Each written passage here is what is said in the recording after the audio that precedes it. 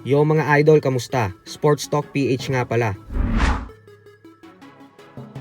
Ang bigating laban, pag-usapan natin yan mga idol.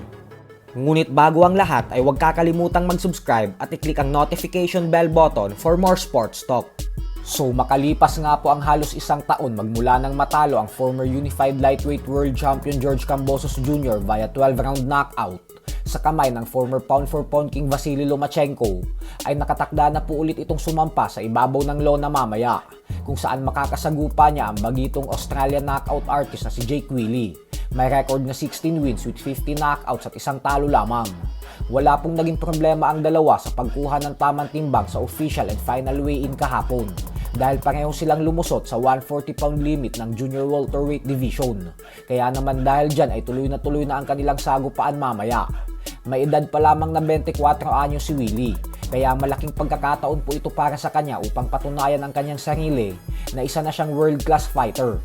Subalit nagbanta naman nga po si Kambosos na bagamat aminado daw siya na malaki ang potensyal ni Willie maging isang ganap na world champion balang araw, ay andito daw siya para basagin ang mga pangarap ni Willie.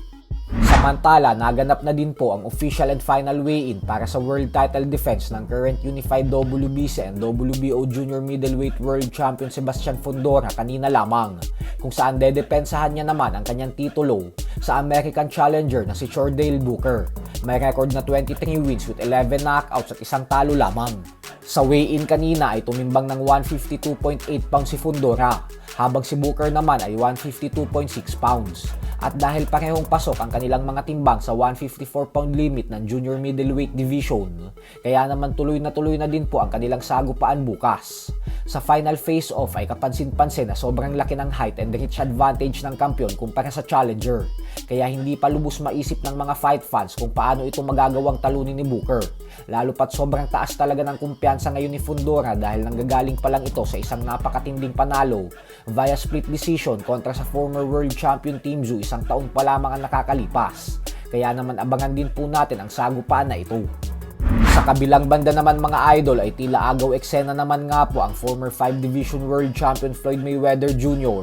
matapos nitong i-post sa kanyang official Instagram account ang video kung saan pinapanood niya ang masaklap na pagka-knockout ng ating pambansang kamao Manny Pacquiao sa kamay ng Mexican legend former 4 Division World Champion Juan Manuel Marquez. Hindi po natin alam kung ano ang pakay ni Mayweather kung bakit kailangan niya pa itong ipakita. Subalit nakikita po ito ng maraming fans bilang pahapyaw at pang-aasar sa nag-iisang 8 Division World Champion ng boxing.